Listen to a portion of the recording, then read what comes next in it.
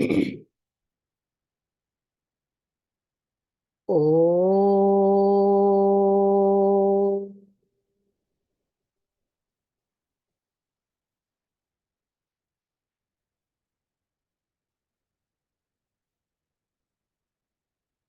Oh.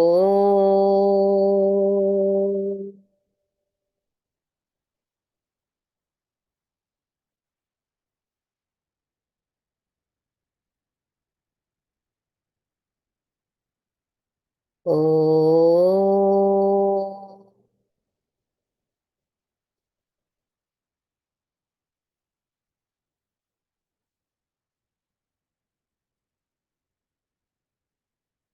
Om Shri Ganeshaya Namaha. Om Shri Saraswatye Namaha. Om Shri Gurubhyo Namaha. Om Samasta Jana Kalyane Niratam Karunamayam. Namami Chinmayam Devam Sadgurum Brahma Vidwaram. Sada Shiva Samarambha Shankaracharya Madhyamam Asmadacharya Paryantam Vande Guru Paramparam Shruti Smruti Purananam Alayam Karunalayam Namami Bhagavat Pada Shankaram Lokashankaram Shankaram Shankaracharyam Keshavam Badarayanam Sutra Bhashya Krutau Vande Bhagavantau Punah Punah. Hari Om to everyone. So, we are in the last few shlokas of Bhajagovindam. We are on the 23rd, and there is altogether there are 31 shlokas there. Okay, so we see that we get caught up in this world of Maya so much, and we don't even feel that we are bound, even though we are in bondage. But when the world starts throwing difficulties and pain starts coming in our life, then we cry out to God, saying, "Oh Bhagavan, I'm tired of this samsara, this wheel of birth and death. Please lift me up." Okay, so the verse 21 was all about crying to God, longing for God.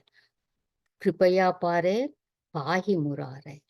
So, and then in the verse 22, Acharya described the life of an enlightened person.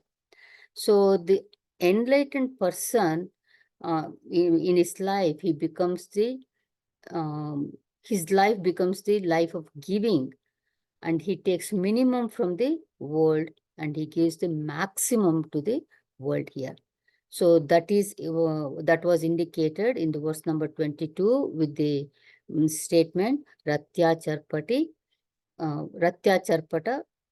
Virachita Kanta. So that means, this man does not depend on the world even for his needs. And he is happy with whatever he gets. And he does not look for any particular, what you call, comforts in the life here.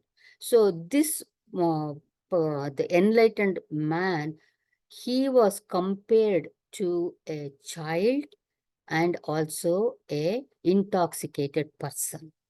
So when we say he was compared to a child, it doesn't mean he is childish, but he is like a child.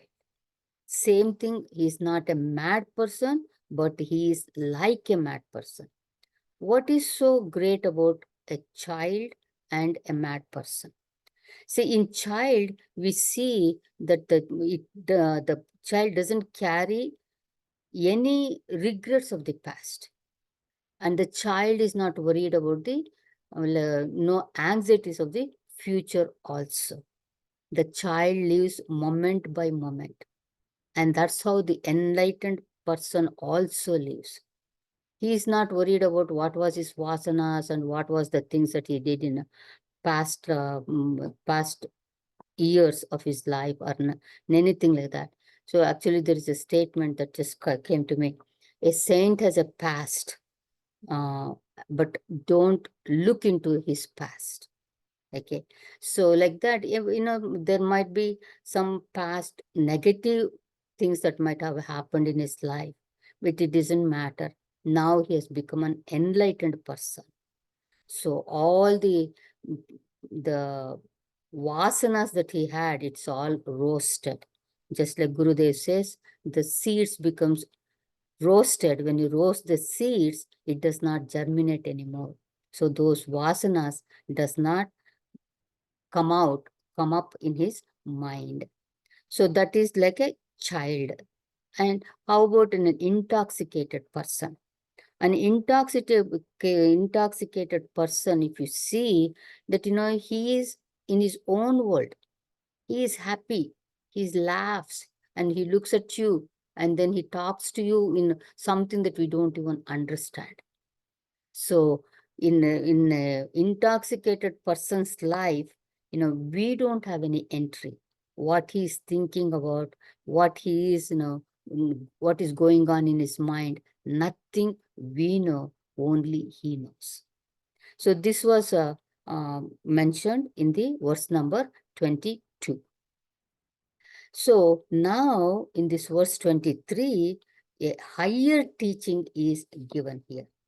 See, the Guru always gives the teaching in doses, depending on the capacity of the student. Okay. So initially, even in Bhajagovindam, we have seen the doses of knowledge that was given was very little. Now, in this particular verse, very heavy dose is given. And what is that? That word paribhavaya, we will see that word in this verse, and that is paribhavaya means inquire, do the vichara. Okay. So for most of us, it is very easy to listen and easy to understand and take it for granted. Okay, this Shastra says this is that. But we never go back and ask why it is said like that. What is the reason? How I can employ those things that I understand in my life? For all that, you need the vichara. You have to know how to do the vichara also. In the Vedanta course, Guruji used to stress, you have to sit down and you keep on asking questions. Why? But, even that one is a knack, how to do the vichara also. Because we get tired after two questions. Who am I? I'm consciousness. Okay, I know it. No more needed. Like that. But you really have to do that vichara. And in this particular verse, this is what is emphasized in this verse. See, in this verse, when we read, we see we already have seen a similar verse before also. So if you see the verse number 8, the same questions was asked that is in this verse number 23 also. So in the verse number 8, it said, Kate Kanta Kaste Putra Samsaroyama Tiva Vichitra Kasyatvam Kuta A Ayataha Tatvam Chintaya Tadiha Brata. So it is, where is your wife? Who is your son? This world, this samsara is very strange. And for to whom you belong, from where you have come, hey brother, ponder over these truths. Okay. So here in this verse number 23, we see the same points are brought out again.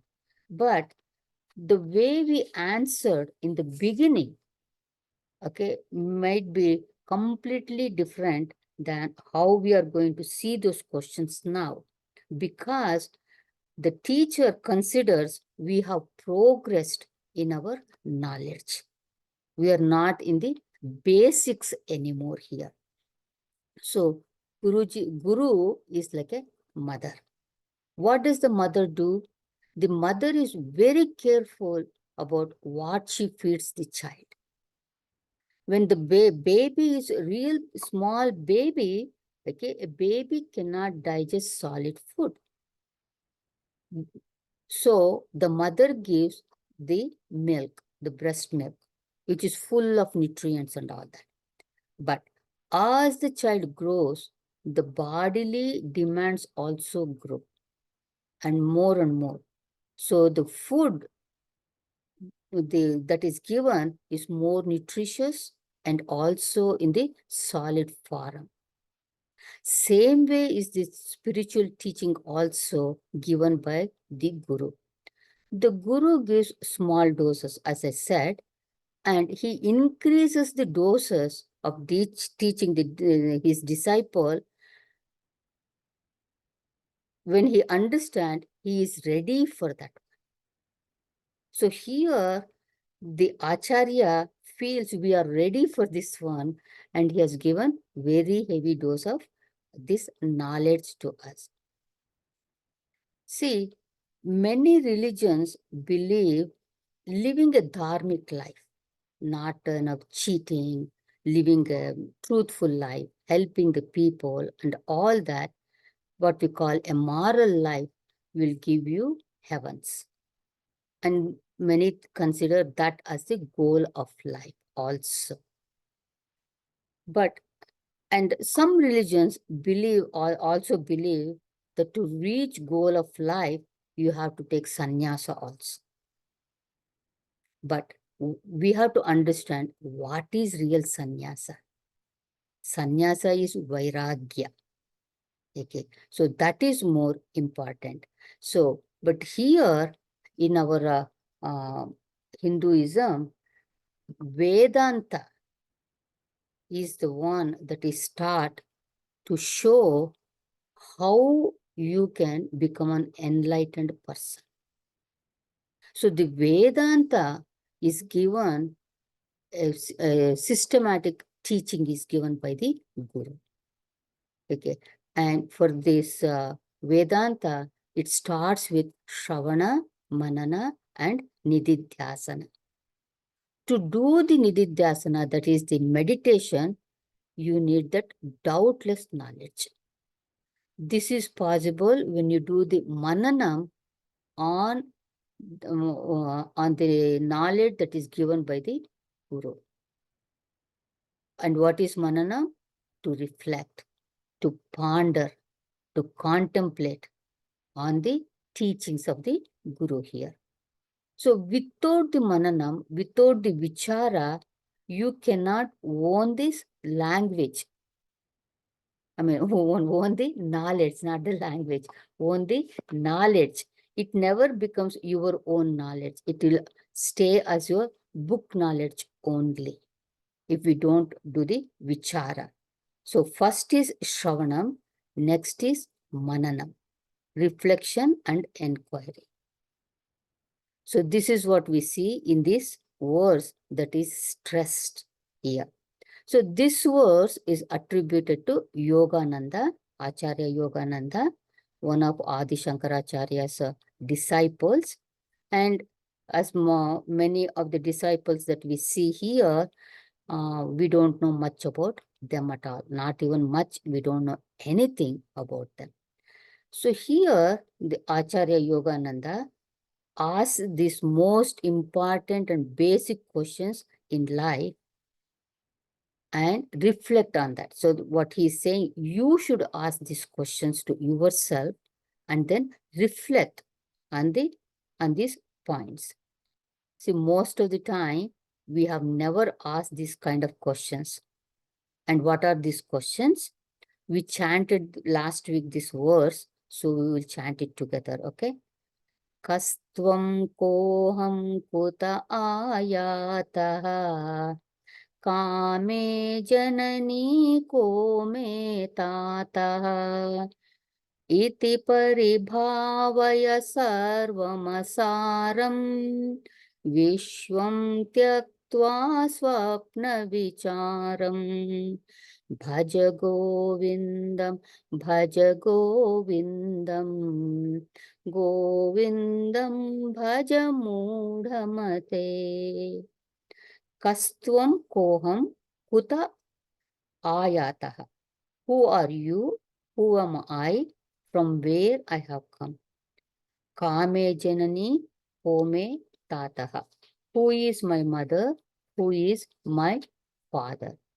Iti paribhavaya sarvam asaram. Thus inquire, this entire world is actually essenceless, no essence at all. Vishwam tyaktva swapna vicharam. So leaving aside the Vishwa, the world, the entire world, which is compared to Swapna, as a dream, comparable to a dream. So the whole word's meaning, to put it together, is, who are you? Who am I? From where I have come? Who is my mother? Who is my father? Thus inquire, leaving aside the entire world, which is comparable to a dream and is essenceless.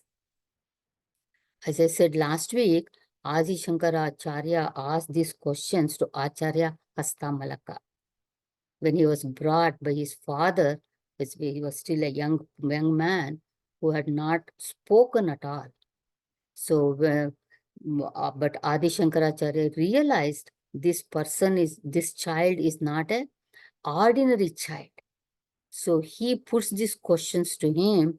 Kastvam shisho kasya kutosi ganta, kim namate tvam kuta agatosi. O child, who are you? Whose son are you? Where are you going? What's your name? From where you have come? And the answers given by Hastamalaka, is the text that Raghuji is taking right now, Hastamalaka Stotram. Okay. And as we know, Adi Shankaracharya has written a commentary on these verses of Hastamalaka. Anyway, so his answers is very different because he was a reborn, realized soul here. But what will be our answers to these questions? Here, the Acharya is not asking us these questions. Here, Acharya is saying, you ask yourself these questions. Swami Ishwaranandaji says, we don't ask the fundamental questions. We ask very superficial questions. What do you mean by superficial questions? Once when Ishwaranandaji was giving a Gnana Yagna, one of the audience, like a question and answer session comes, he asked, what was your name before when you were normal? Now that he's wearing orange clothes, he's abnormal, see? So that is the kind of questions we ask. And other questions, the people ask is, why are you not married? Are you happy in this life? Aren't you bored?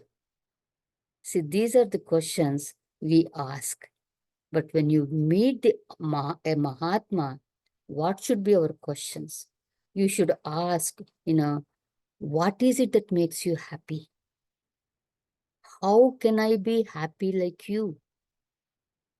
These are the questions we should ask, not about their personal life. Okay. So here the Acharya is telling, ask the fundamental questions. Like what? Kastvam koham kuta ayataha kame janani kome tataha. Kastvam, kaha tvam, who are you? Koham, kaha aham, who am I? When you ask the Guru, who am I? He will pick up a mirror and keeps it in front of your face and says, you are that. But we say, it's only my reflection. How can I be that?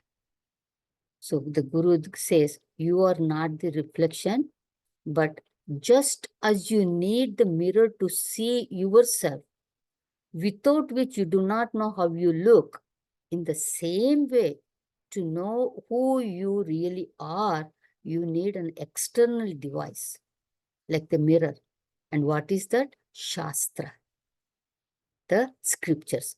Shastra alone can give you your real identity as to who you really are. And Shastra reveals two things that shows it's a human being is a combination of two things. What is that? Person and personality. The word person comes from persona, which means a mask. All the empirical identification that we have, all of them are like masks. And when we remove them one by one, then you will see the real person. It's just like an actor and wearing a costume and portraying a character. When he wears the costume of Dasharatha, he is sad when Rama goes to forest.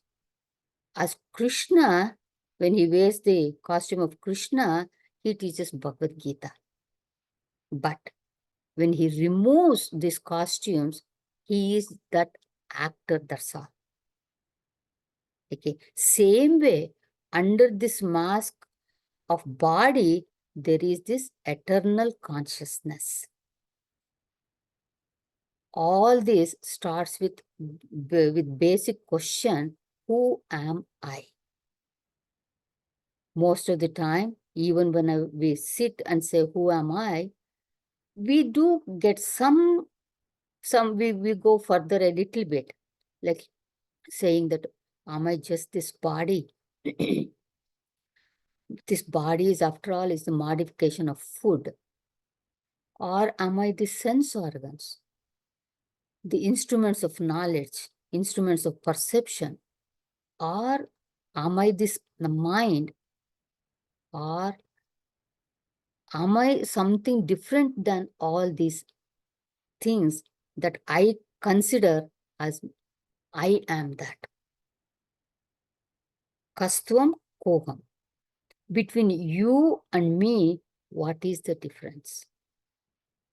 To inquire about these subtle questions, first of all, we should have a mind which is free from chinta, free from worries. If chinta is there, chintanam is not possible.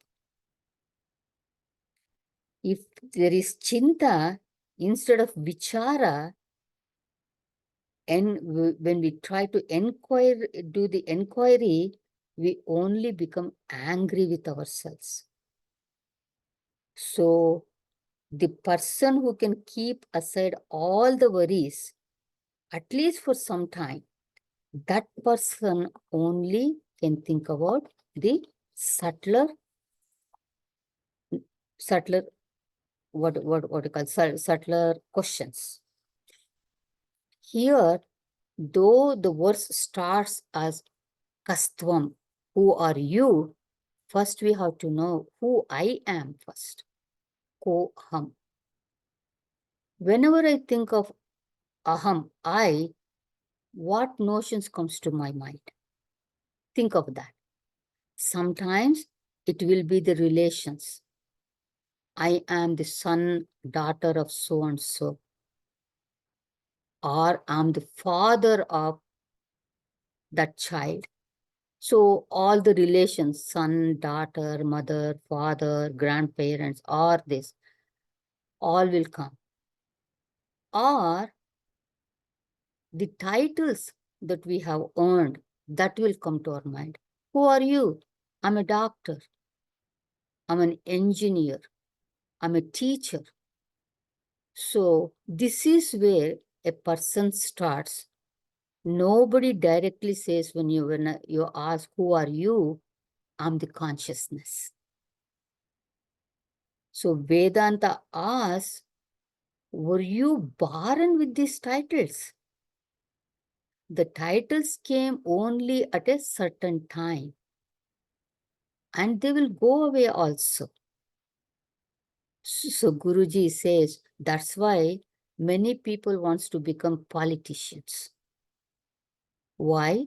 Because once you become a prime minister, you are prime minister for life.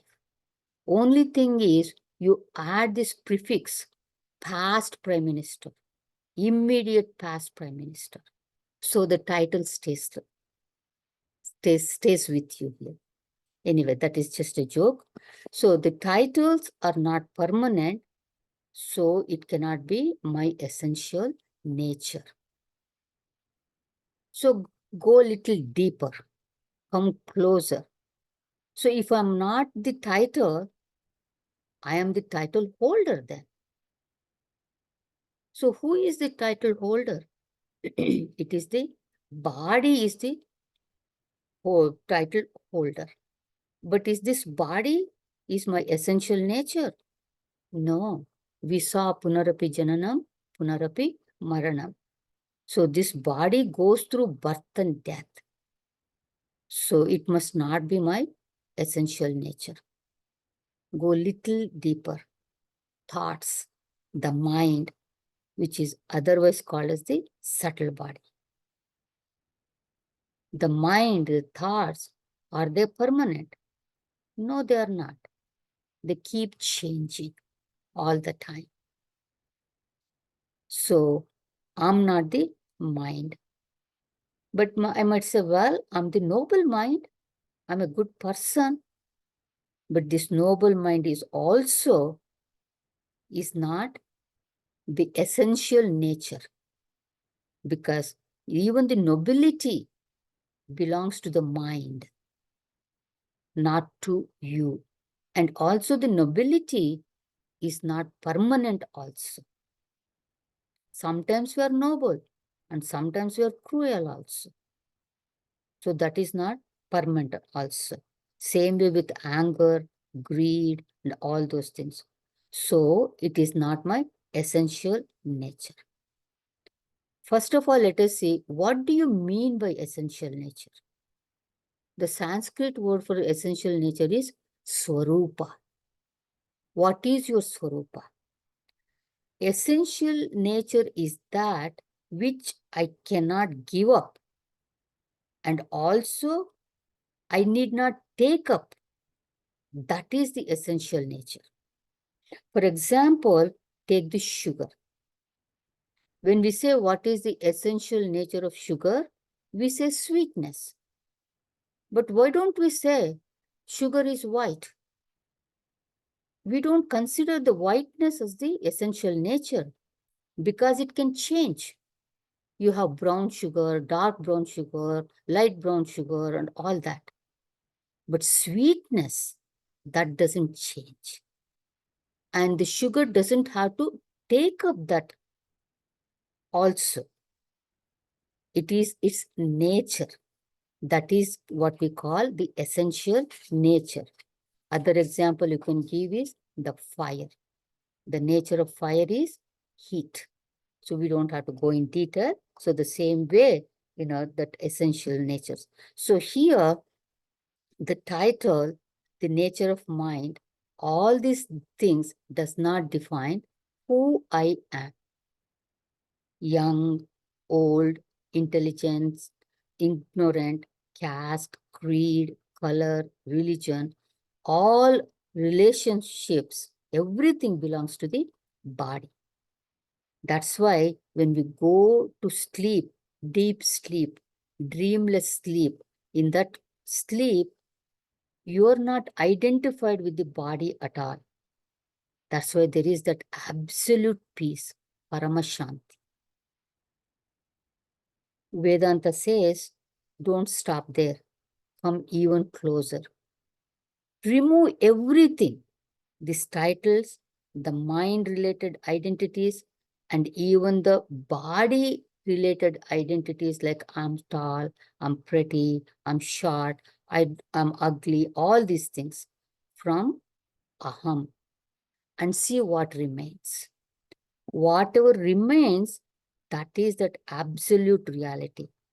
It is that Sat, it is that Chit, it is that Ananda, Satchidananda. So this is the answer to the question, Koham, who am I? Then comes Kastvam, who are you? So between you, Tvam, and me, Aham, what is the difference? There is difference only with respect to the body, mind, and intellect, the external appearance. But once we are identified with Chaitanya, this question itself becomes irrelevant. Only when I make a mistake of identifying as an individual, then only there is the notion of other. If you remove the individuality and try to establish duality, it is not possible. Then the next question, here it is, Kuta a yataha? From where did I come from? So of course, this body has come from parents, no doubt, because the food has made this body. But am I this body? Swami Anubhavanandaji says, say that you are 60 years old now and you have an image of yourself. I am this. Go backwards. Go about 10 years backwards. 50. You still have that image of who I was at that time. Like this, keep going back, and back. Come to 10 years, come to 6 years, come to 5 years, 6 months, there is another image. Then in the womb of the mother, that is another image. But before you got established in the womb, where was I? Did I start from absence? Can anything begin from absence? This is tracing back to the origin. Then you will see you are not this body, you are something different. Paribhavaya, inquire into this. So the answer to Kuta ayataha is, as the consciousness, there is no coming and going. From where you came, there is no coming and going as consciousness. Body might have come and the body will go also, but the consciousness never came. Consciousness will never go away. Consciousness is something that you cannot create also. Then the next question in this verse is, Kame Janani Pome Tataha. Who is my mother? Who is my father? Mother and father are capable of giving this body to us, but not life. That is consciousness. Consciousness is anadi. As I said, it cannot be created also. And also, my mother and my father are the parents only for this current body.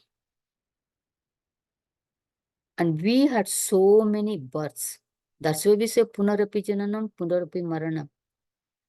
And that way we also had many, many parents also. For each Janma that we have taken, we have a different set of parents. So when here Acharya asks, Kame Janani Home Tataha, it is not, he is not asking about the name of your mother or father here.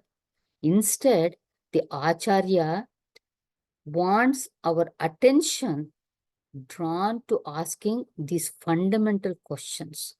Who is my real mother? Who is my real father? All these are sambandhas, relations are from the standpoint of body alone, but not from the standpoint of consciousness. By the standpoint of consciousness, I don't have any sambandha. As Adi Shankaracharya sings in Nirvana Shatakam, na mrutyurna shanka na me jati bedaha pitanaiva me naiva matana janmaha na bandhurna mitram guru naiva shishyaha chidananda rupaha shivoham shivoham. Mrutyurna shanka name jati bedaha. Neither I am bound by the death and its fear, nor by the rules of the jati and bheda, the distinctions of this human body. Neither do I have a mother or a father, nor do I have a birth. It says, Pitanaiva, Menaiva, Matana Janmaha. And then it says, Na Bandhurna Mitram, Guru Naiva, Shishyam. Neither do I have a relation or friendship with a spiritual teacher, or I'm not the disciple either. But who are you? Chidananda Rupaha Shivoham Shivoham.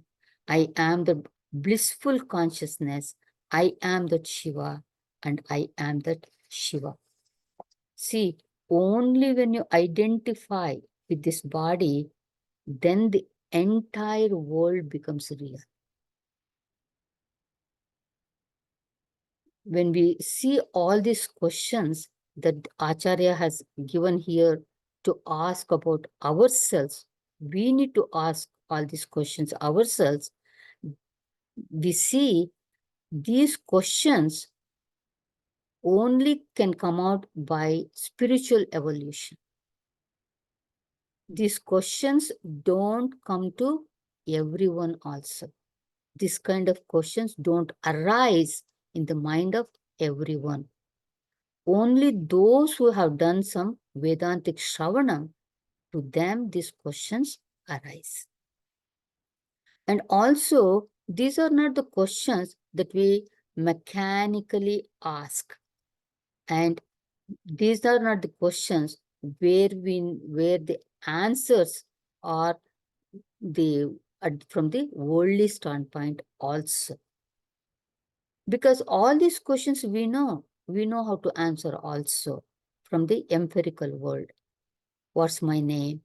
Who are my parents? Where I have come from? All these things, right? But that is not what is the reason given here. The Bhajagovindam is not interested in who you are, who your parents are, and all that. Bhajagovindam is interested in who you really are. So we see that we are not this body. But we need to know what is this body before you say, I'm not this body. So most of you must be attending Jyotiji's Tattva Bodha class on Fridays. There, the definition of what is the body, okay, is given there. It says there, Stula Shariram Kim. What is this gross body? The answer given is Panchikruta Pancha Mahabhutaihi Krutam. That which is made up of 5 great elements that have gone through the process of Panchikarana. Satkarma Janya, born as a result of good actions of the past. Sukha Dukkadi Bhogayatanam Shariram. The counter of experience like joy, sorrow, etc. is this body.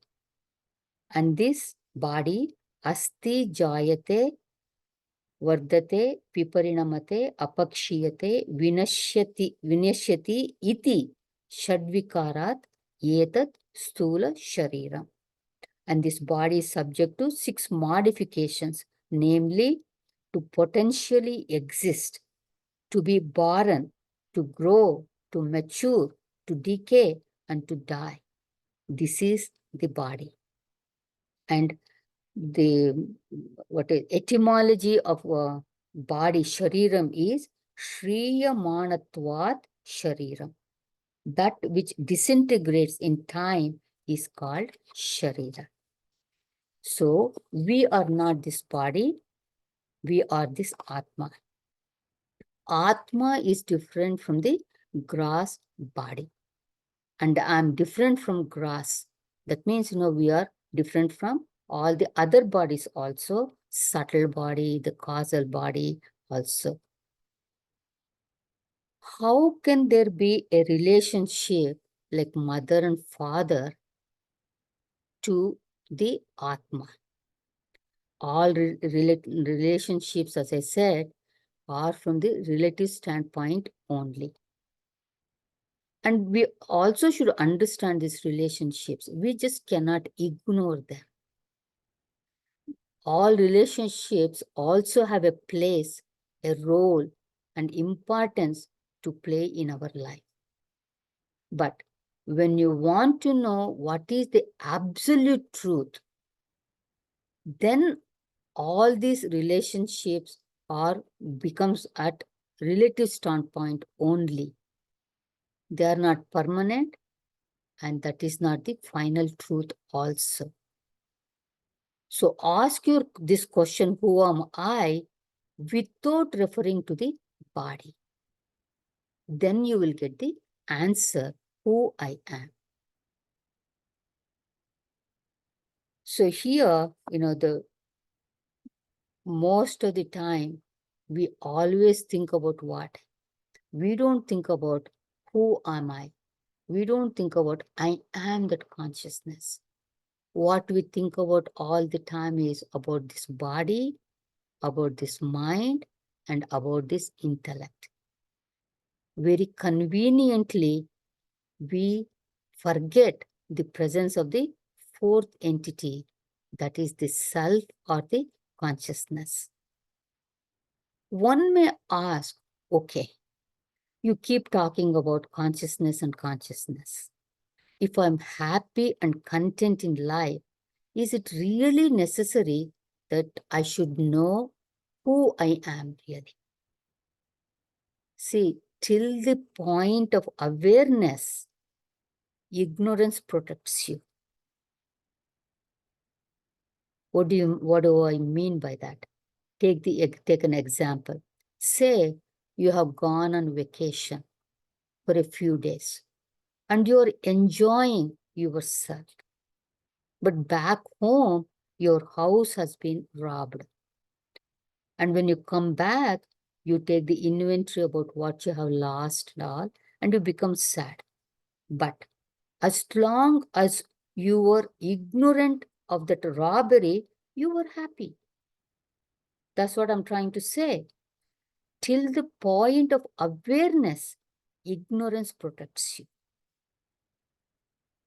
So, life cannot actually give the ultimate satisfaction without knowing who you are. So, that is why it is important to know, even if you are very happy in this life, still you need to know who you are. But many of the people, they are very oblivious to what is our purpose of our life. But we keep looking for something in our life because we are not completely satisfied in our life. We feel that there is some void. But we try to fill this void. How? Doing two things. Acquiring the things that we don't have and getting rid of the things that we don't like. And we hope this void will be filled with that one. But have we really are able to do that? We have got rid of things that we don't like, and we have got things that we like. A car, a house, beautiful children, everything. But still, that void has not gone in from our life. We keep still trying to see how we can fill that void. And this void you can fill only when you realize who you are. You realize you are that unlimited, complete person. So this verse here, it is highlighting paribhavaya. Do reflection like this. Then only you will understand who you are. Iti paribhavaya sarvam asaram. Iti, thus in this manner, you paribhavaya, you contemplate, you inquire. There is a story in the Purana about sage Ribhu and his disciple Nidhaga. Ribhu was a great teacher. He loved his disciple Nidhaga and he taught everything about Vedanta. How there is only one consciousness everywhere and all that. Nidhaga understood, but he did not get enough conviction to adopt and follow that path of knowledge, jnana path. So, after the teaching was over, he settled down in his own town and followed the ritualism.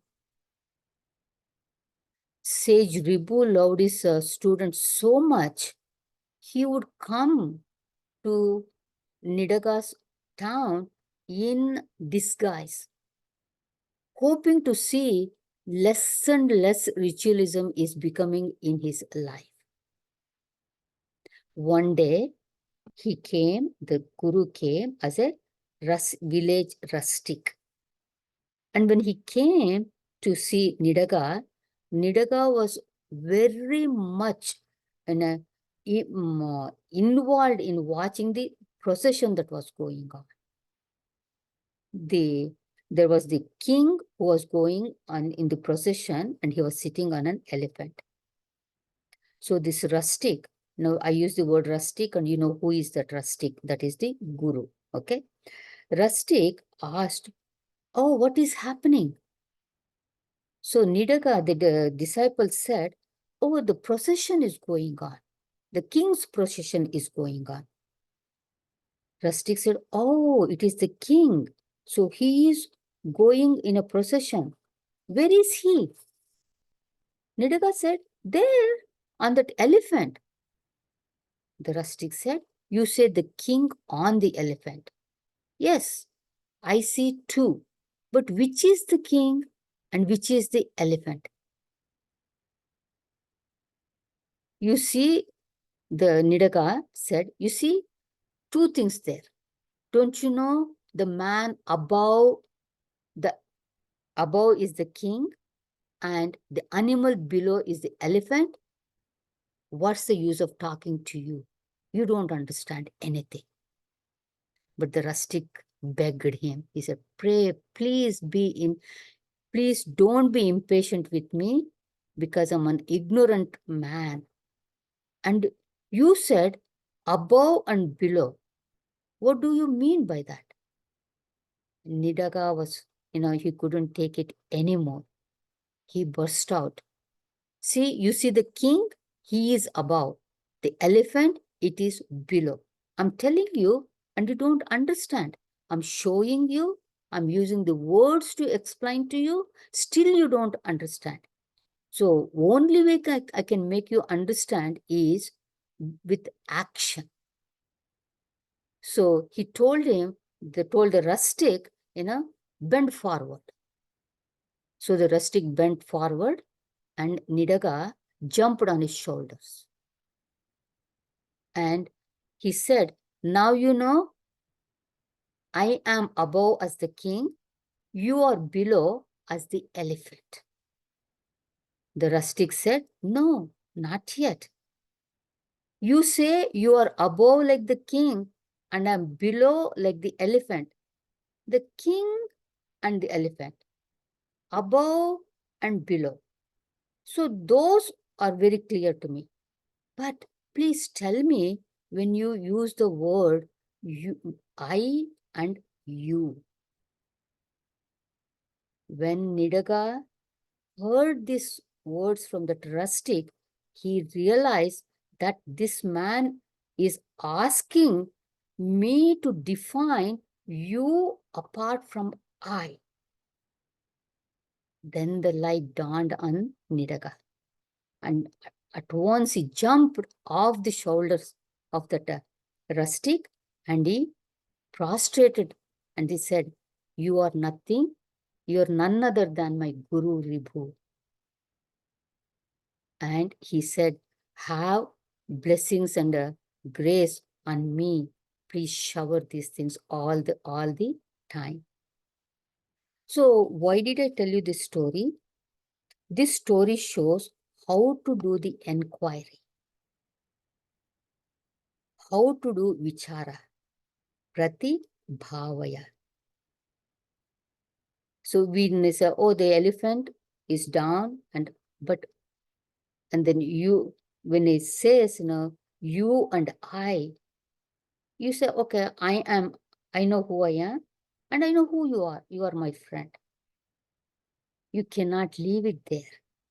You have to go deeper and deeper and see who actually is I and who actually is you. That is very important. Now, what is the conclusion then? See, after vichara, we have to come to a conclusion. And if you just do some vichara and don't come to the conclusion, there is no point in doing the vichara. So the conclusion here is you are that immutable self. Rest is sarvam asaram.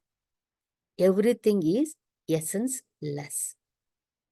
Adi Shankaracharya gives an example in one place, and he says this world is like a banana trunk. You remove layer by layer, finally there is nothing is there. So this world is like that, asara. There is no essence at all. There is no sara.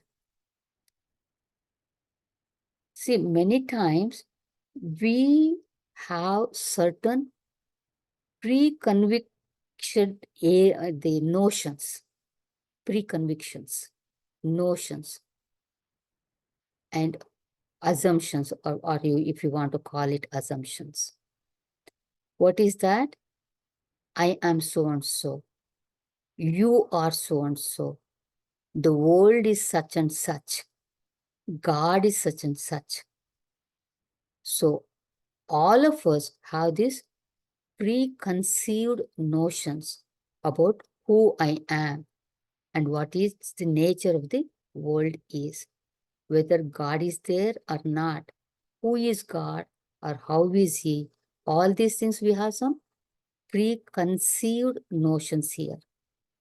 Therefore, we perceive the objects in our life and we respond to the objects also, and we live accordingly. And we don't even think these are all notions. Vedanta draws our attention to these notions and assumptions, and it says, Vishwam Tyaktva Swapna Vichara. Vishwam Tyaktva, you give up this entire world of imagination. Why? Because Swapna Vichara, it is a mere dreamland. So leave aside this entire world of experience, the world that is asaram, essenceless, and which is swapna vicharam, a mere dreamland born of imagination, and then do the vichara about these things. But can you really give up the world? If you give up the world, where will you go? So here, Giving up the world doesn't mean it's a place that you go from one place to other place. It means this world of imagination that you are living in, that you give up. So the essence of samsara is comparable to the dream here. Is the dream real? Dream is not real. Just like dream, this world is also not real. So here, when we see today's class, you can see it is very heavy, right? It is not as simple as all these weeks that we were having. So, and also Bhajagovindam is a Prakarana Grantha. It is an introductory text to Vedanta. But here, the thought is very, very heavy because Acharya feels that we have reached that level here.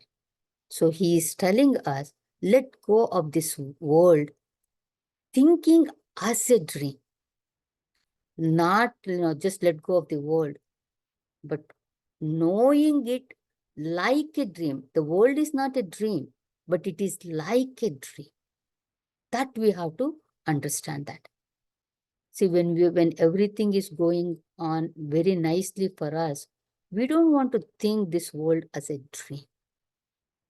But when the situations are not conducive and some challenging situations come in our life, then we don't mind calling this world as a dream.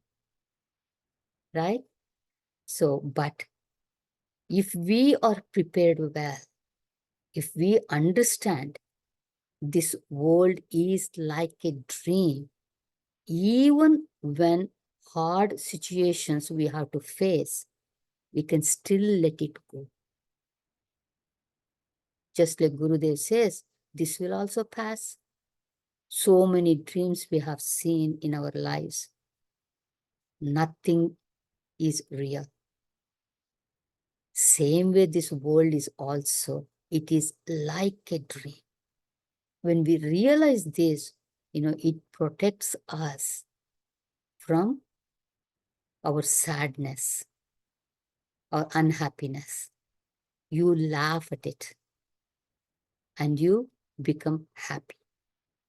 Now, this fourth pada, Vishwam Tyaktva Swapna Vicharam, is very, very important. We have to see this pada that it is asaram and also swapna vicharam. These two words we have to do paribhavaya. We have to contemplate on that. We have to see what it exactly means. This, I cannot do it in 1 minute. So we will take these two words, swapna vicharam and asaram, in our next class and see what is meant by this world is dream-like. This world is essenceless. Thus we will see. But before I conclude, I need to let you know, next Tuesday, I'm out of town. So we will see you on April the 9th. Okay? So, Hari Om. Gitaji, I have a question. Hari Om, Yes. Gitaji. I have one question, ma'am, Gitaji.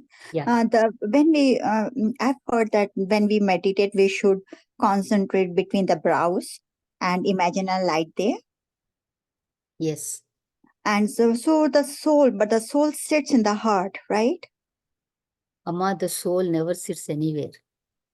Okay, that's what I So want to see, know. these are the things that is in even this light, that we say, we see a light when we are in meditation and all that. If you Thank you. listen to Gurudev, he's, just slashes all these ideas out.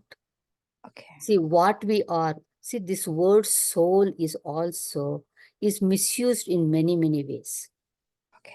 Its soul can mean a jivatma, the individual soul, then they say.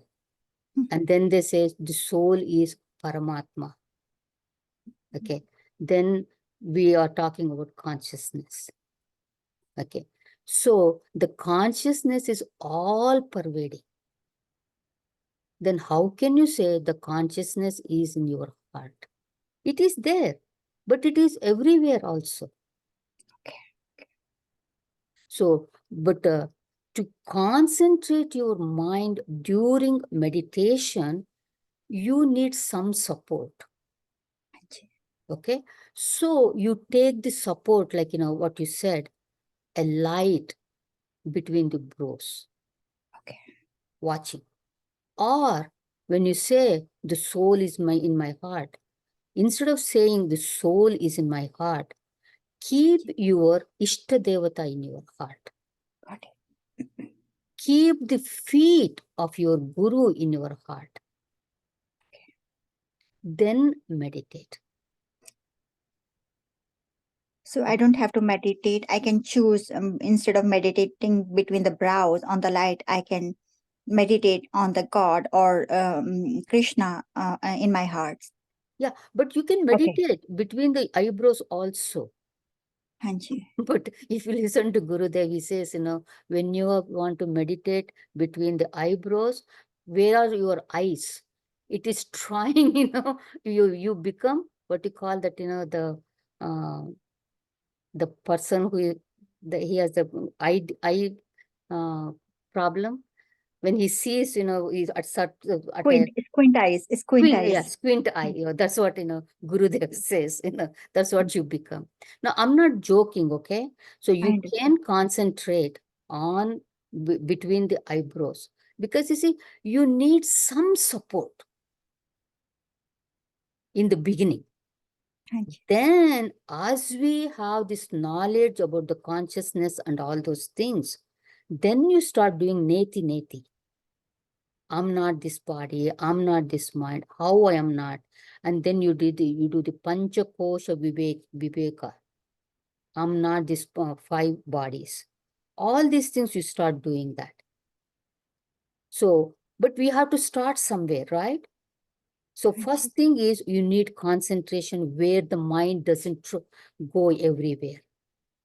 For that, you start with the Surishta Devata or the between the eyebrows, or even, I don't know, like in the teacher's training, Hari, no, not Hari, Soham Chaitanya. He was talking about how to develop devotion. There he said, meditate, first you memorize a shloka.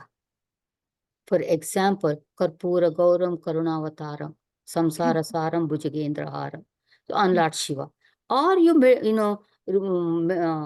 memorize on your Ishta Devata, on one shloka. Then you bring that shloka in your mind with closed mind and see the meaning for each and every word. That way, your mind is concentrating on one thing. That is also is meditation. What is meditation? Not letting the mind wander, Okay. but concentrate on one thing. Whichever way you are comfortable, you do it. For one person, it's easier to meditate on the light between the eyebrows. For one person, it is easier to concentrate on the meaning of a shloka. For one person, it's easier to meditate on the feet of the Guru. I'm the third kind of a person. Okay. Yeah. So you decide. And Got it. also, once you decide what you want to do, it doesn't mean you have to stick to only that. Today, Hanji. my mind is wandering. I cannot concentrate on the meaning. I will meditate on my Ishtadevata. Got it. Hanji. So that is meditation. I hope I answered your question, Oh, Shah. thank you so much. That's very helpful. So while chanting Maha Mantra, Hare Rama, Hare Krishna mantra, so I can just basically while chanting, I can just imagine Krishna or Rama You and then keep on chant. chanting. No, no, no. Okay. Don't stop what you're doing, Shalu. That's why I always hesitate to give advice to people. because I don't know you 100%. I know you from what you're telling me now. So I don't know what all the things you do. So chanting the name of the God, you should not stop. No, When no, I'm you not. I'm asking the way, like in chanting, while chanting the name of the God, uh-huh. Mahamantra. So I can concentrate. I can imagine Krishna and then chant on that form. Yes, That's what I meant. yes, yes, That's what yes. That's what I was asking. So I Yeah. don't have to concentrate on between the brows. I can concentrate on Krishna and the rupa of the Bhagwan and then chant. That's easier and much accessible than Yeah. Whichever okay. you feel comfortable. Mhm. Thank Main you. goal Thank you so is much. making the mind concentrate. That's all. Thank you so much. That helped. Okay? Very helpful. Thank you Okay. so much. Thank you. Hare ॐ पूर्णमदः पूर्णमिदं पूर्णात् पूर्णमुदच्यते पूर्णस्य पूर्णमादाय पूर्णमेवावशिष्यते ॐ शान्ति शान्ति शान्तिः हरिः ॐ श्रीगुरुभ्यो नमः हरिः ॐ Hari Om everyone. Hari Om. Hariom Gita, As I Hariom. said,